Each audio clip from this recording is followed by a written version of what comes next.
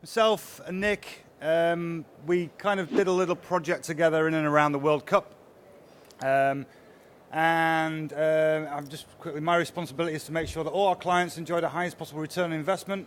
Nick, he's worked as an SEO at Unibet. Previously he was with Betfair, which is kind of where we did this little project. Now, the stuff that you're about to hear,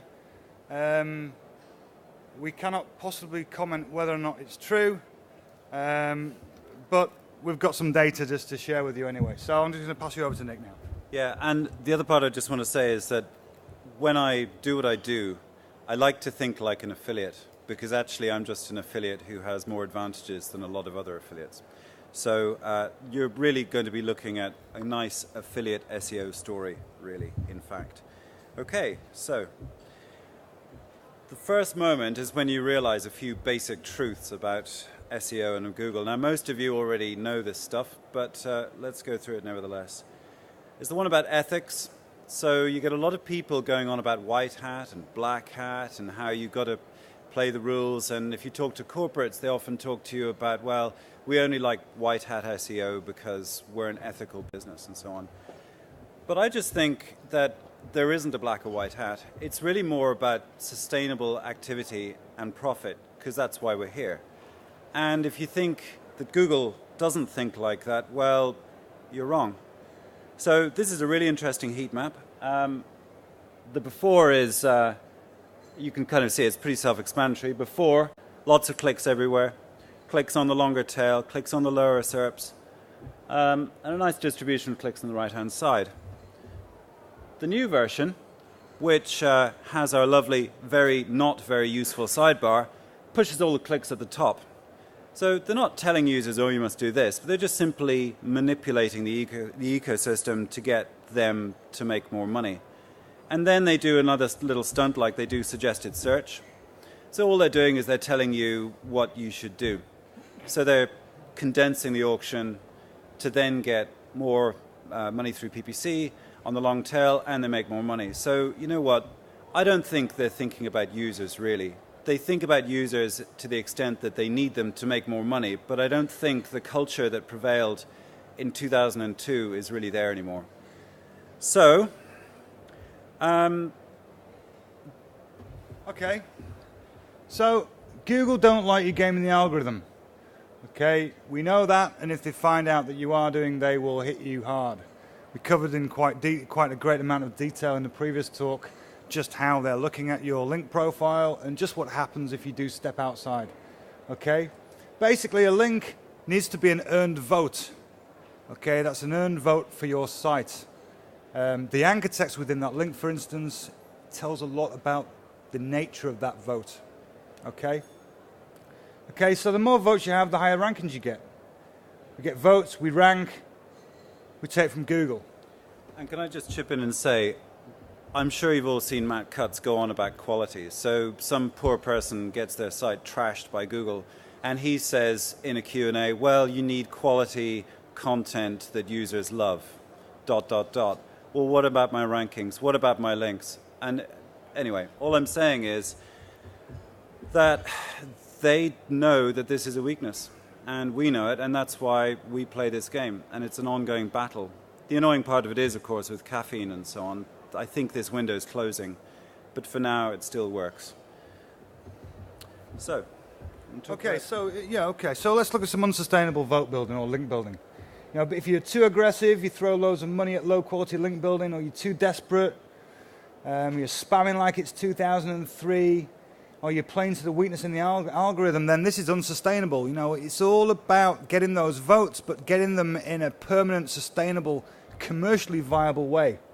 Now, if you are buying links, we talked about this earlier, if you're buying links, then you're looking at tenancy fees. Everyone in the casino space knows the value of a link. They know the value of their site, and they're not going to let those links go for free. But if you do it properly and do the sustainable method, for instance, you get the best possible calling card, your link build in line with your category, and I'll just pass you over to Nick to talk a bit about normalization, and you keep your link building socially acceptable, then you've got a sustainable campaign. Yeah, so the big thing I always talk about is social ecosystems. So I know it sounds rather grand and conceptual, but you've got to remember things get simple when you look at them in a particular way. So all Google are doing is looking at the internet, obviously, which is a human construct, and they're looking at how humans interact as applied to the internet. So when you start thinking like that and you start thinking about link building, you then get into the whole thing about, well, if I just do really dodgy black hat cloaking, like 5 million links in about 3 hours type stuff, which is just ridiculous anyway, and you just behave badly, well, yeah, of course it's not sustainable, and they're going to bust you for it. So the whole game is to work within certain normalizations. So different industry categories, different keywords have a norm, as it were. And the whole trick is to do your link building slightly better than the norm. Not too much, not too little, just a bit better. And this is where really good data and really good link intelligence comes in. Now, I don't want to massage Paul too much on this one, but the only people I know that have this data are these guys, which is why I'm standing up here with them, because they really do have some nice stuff, which we'll talk about in a little bit. So, this is Paul's little party piece. Yep. We've seen it before, we'll see it again.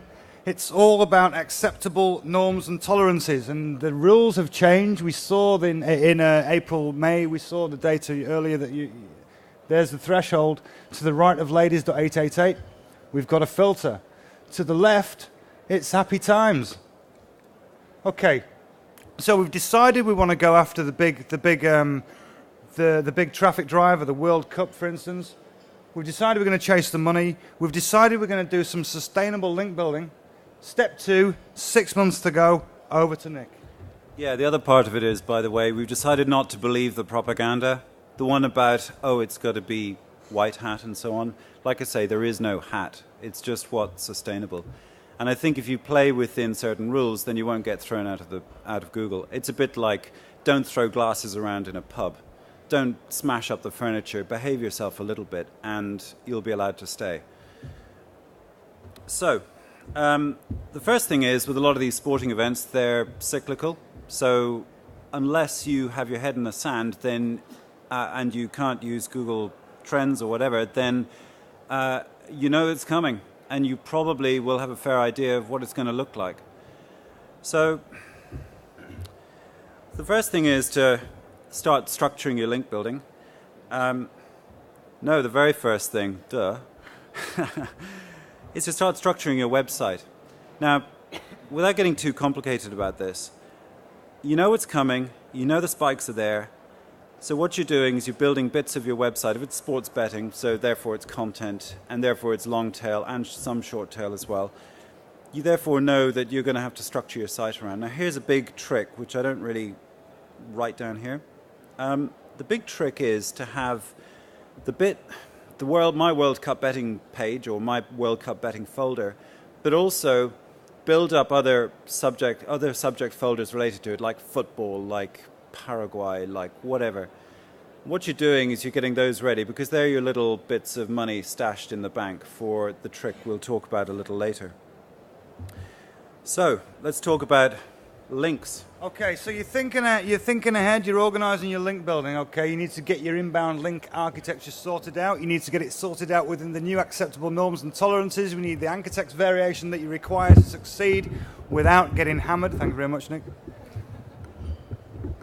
And it's all happy days. You've got your white hat approach, you've got your slightly dubious paid link approach. You've got to do whatever you've got to do to be ranking on time.